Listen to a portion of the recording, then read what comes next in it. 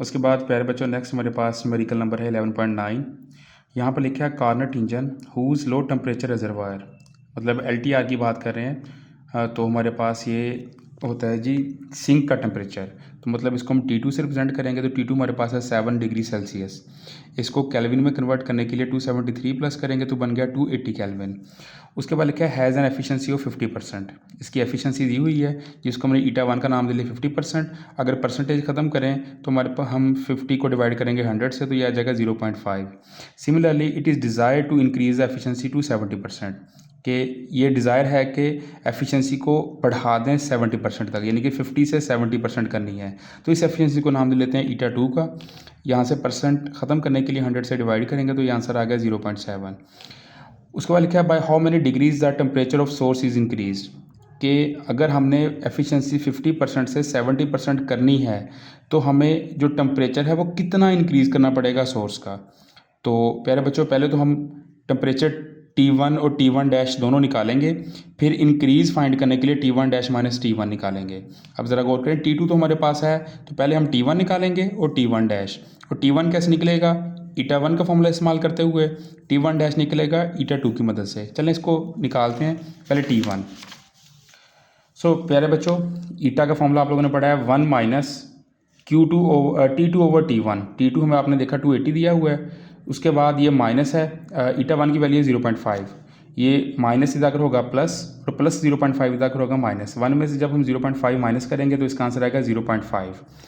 T1 divide हो रहा है इधर मल्टीप्लाई होगा, उसके बाद 0.5 इधर आकर डिवाइड होगा, तो जब इनको डिवाइड करेंगे तो आंसर आ गया T1 का 560 केल्विन, यानी कि T1 निकाल लिया ईटा 1 की वैल्यू को यूज़ करते हुए।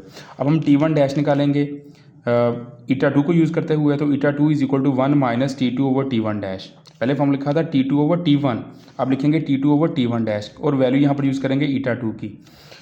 सो ईटा 2 की वैल्यू है 0.7, 1 एज इट इज़ आ गया, माइनस एज इट इज़ आ गया, T2 हमारे पास है 280 और T1 डैश हमने फाइंड करना है। सो प्यारे बच्चों ये माइनस से जाकर होगा प्लस, ये प्लस 0.7 जाकर होगा माइनस। 1 में से 0.7 माइनस करें तो आंसर आ गया 0.3। उसके बाद T1 डैश डिवाइड हो रहा है जाकर मल्टीप्लाई करेंगे और 0.3 जाकर हो जाएगा डिवाइड, तो 280 ओवर 0.3 आएगा 933.3 केल्विन। तो प्यारे बच्चों हमने T1 भी निकाल लिया, T1 डैश भी निकाल लिया। हमारा मेन मकसद क्या है प्यारे बच्चों, हमारा मेन मकसद है कि इंक्रीज़ इन टेम्परेचर, के टेम्परेचर में कितना इंक्रीज़ करना पड़ेगा अगर हमने 50% से 70% एफिशिएंसी करनी है। तो प्यारे बच्चों T1 डैश माइनस T1 हमने फाइंड करना है।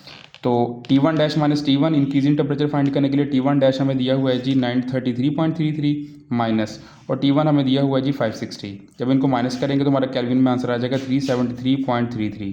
अब आपको इस चीज़ का पता है कि जो हमारे पास टेम्परेचर का डिफरेंस है, उसमें जितना हमारे पास केल्विन में टेम्परेचर होगा उतना ही डिग्री सेल्सियस में, अभी मैं लास्ट में आपको बता के आया हूँ 4th न्यूमेरिकल में आई थिंक सो, या 5th न्यूमेरिकल में। तो ये बचा हमारे पास आंसर आ गया 373.33 डिग्री सेल्सियस। इतना हमें इंक्रीज टेम्परेचर करना पड़ेगा अगर हम एफिशिएंसी को 50% से 70% करना चाहते हैं। नेक्स्ट हमारे पास है 11.10 numerical. A steam engine has a boiler that operates at 450 kelvin. तो यहाँ पर एक स्टीम इंजन है जो कि ऑपरेट होता है इतने टेम्परेचर पे, तो मतलब सोर्स का हमें टेम्परेचर दिया है T1 आ गया। The heat changes to water to steam, के जो हीट है वो चेंज कर देती है पानी को स्टीम में, विच ड्राइव्स द पिस्टन, जिससे आगे पिस्टन वर्क करता है, पिस्टन ड्राइव होता है।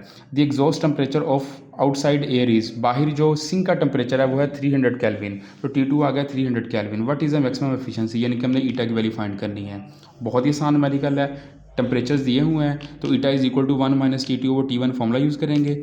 T2 हमारे पास है 300, T1 हमारे पास है 450, तो इसको जब हम सॉल्व करेंगे तो आंसर आएगा 0.33। परसेंट में कन्वर्ट करने के लिए 100% से मल्टीप्लाई करें तो इसका आंसर आ गया 33%। सो प्यारे बच्चों ये आपके हो गए हैं 10 न्यूमेरिकल, अभी एक न्यूमेरिकल बाकी है और आपका एक टॉपिक रहता है एंट्रोपी, तो वो करवा के इंशाल्लाह उसके साथ ही कल वो न्यूमेरिकल भी हो जाएगा। और बाकी आप इनके फॉर्मूलाज देख लीजिएगा, ठीक है जी। वीडियो बेटा शॉर्ट बनानी होती है और न्यूमेरिकल्स भी ज़्यादा थे इसलिए मैं थोड़ा तेज़ से एक्सप्लेन किया है, तो इसको आप खुद ही देख लीजिएगा। अपना ख्याल रखिएगा, अल्लाह हाफ़िज़।